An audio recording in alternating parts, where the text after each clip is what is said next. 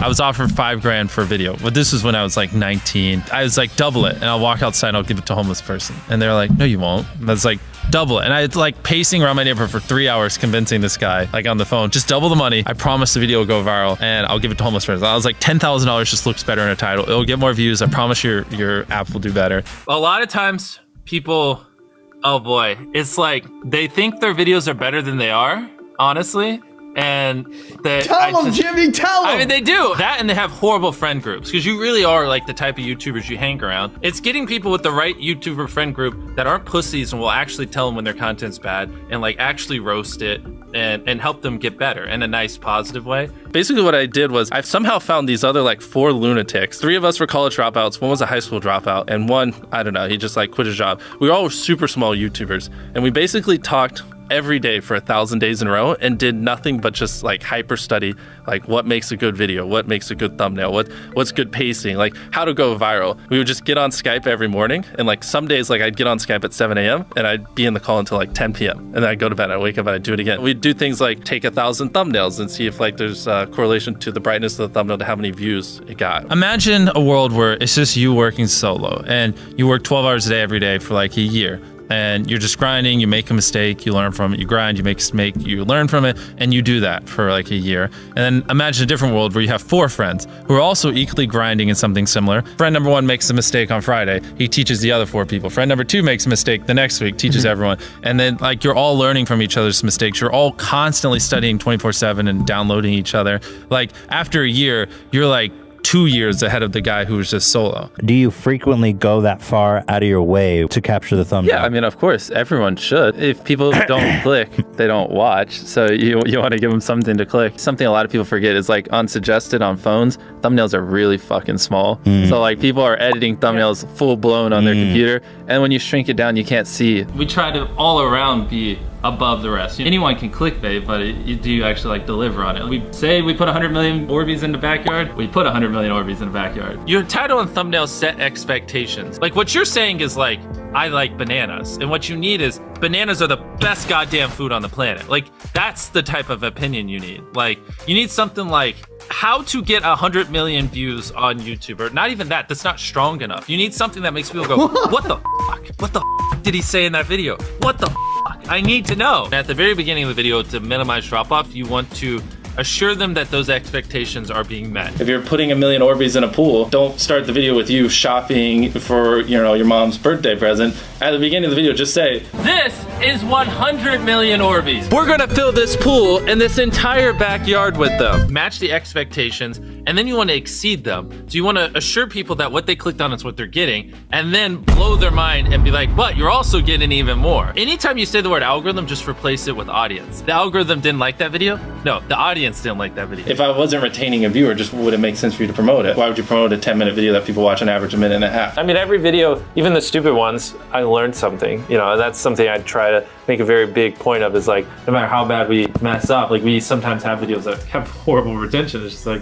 as long as you learn from it, it's not the end of the world. Every YouTuber says it. It's like, no one will ever be able to replicate my style. I gotta edit it. But newsflash, someone can. It's actually not as difficult as you think. It was good that I got a really strong foundation on how YouTube works and how the style of videos I wanted and everything before I scaled up the team, if that makes any sense. I just want to make sure that's clear, because I've seen people try to build the team without foundation and knowing how to do well. I know that if we film this video, it will do well, just because I've spent a decade of my life hyper obsessing over YouTube and I have a good pulse on it. But if you didn't have that, then you wouldn't know. Like, you wouldn't be able to spend $4 million on a Squid Game, because you might lose $2 million and then you can't pay your people. But of course, yeah, if I didn't have these people, I couldn't do half the stuff I do. For the last like 8 or 9 years, like every dollar I've made, I just spent it the next month on content. And I just did that every single month, and it just kept getting bigger and bigger, and here we are. Since I was 13, there probably hasn't been a single hour that's gone by that I've been awake where I haven't thought about YouTube. Like, I'm just focused on making the best videos possible, period. I don't care about making money.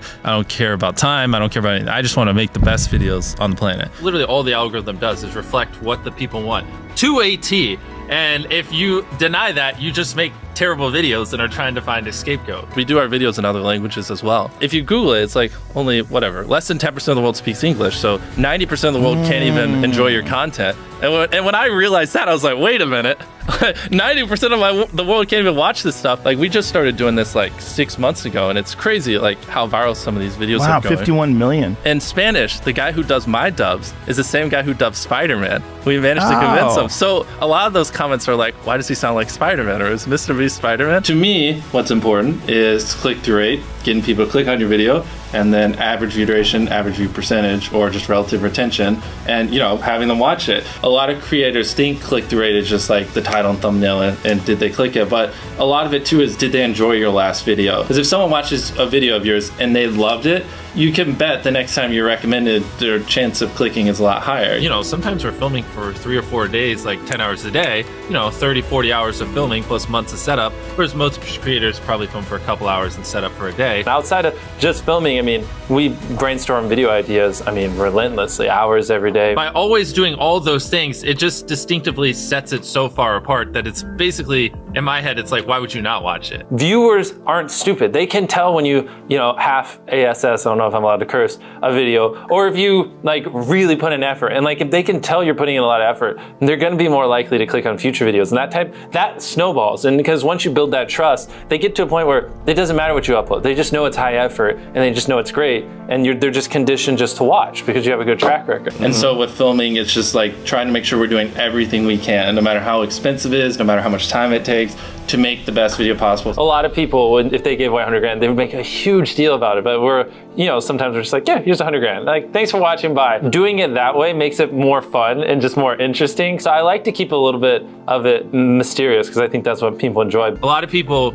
aren't willing to put in 10 hours days because they don't like what they're doing. So it's finding what they enjoy, because it is like a long grind. Like, you're doing the for years, not months. So if you don't enjoy it, then you're gonna burn out. I just had the blessing of finding what I loved at a young age. So like, because to get to this level, it takes, a decade. Most people don't find what they love till their young 20s. So they'd be where I'm at in their 30s. Yeah. I just lucked out and found it when I was really young. Living your life chasing like a nicer car and a bigger and bigger box to live in is kind of like a dumb way to go about life. I actually, funny enough, I lived in like a super below average home, and I kind of learned why famous people don't live in below average homes, because someone broke in, stole everything I owned. So I had to get a little nicer house for security reasons. But before I was robbed, like, my place is like a little duplex, $700 a month. You get a roommate, it's $360 a split. People think just because you go for views means you can't have fun, but you can pull views and you can have fun, which is what we purposely try to do. If you're not doing something that's just inherently fun to you, you're just quit. Just give up. Like, you gotta at least semi-enjoy what you're doing, or you're gonna quit long before it gets to the point where it brings in money or whatever else could be driving you. So find what you love, and then I would just hyper obsess. Make sure no one doing what you're doing is doing it better. Make sure the videos are as good as possible. You can be motivated by more than one thing. I'm motivated because I want to support my mom and my family. I'm motivated because I want to employ my friends and help them. I'm motivated because I want to help other people. I'm motivated because I want to be a YouTuber. I feel like that's another misconception. You can have lots of things that drive you. Absolutely. Yeah. Absolutely. So like, there's just tons of stuff that drive me. And everything drives me to wanting to be a YouTuber, so I kind of obsess over it. For the people that are willing to be coachable, I would say like just education. Like, there is a lot of misinformation out there that like people like live and breathe by, like the weirdest stuff. I gotta upload at midnight on Wednesdays or my videos don't do well. It's like just dumb stuff like that just, they don't realize how badly they're like handicapping themselves. Some minor tips I could give is like, if somehow you could have a payoff at the end, then more people are gonna watch to the end just to see what happened. Whichever one of these 456 people survives the longest wins 456 grand.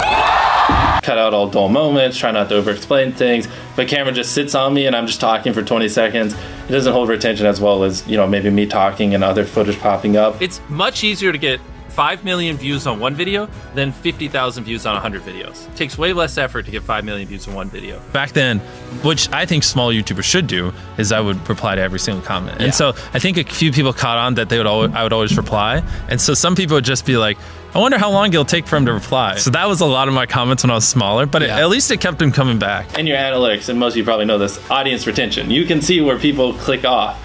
Just literally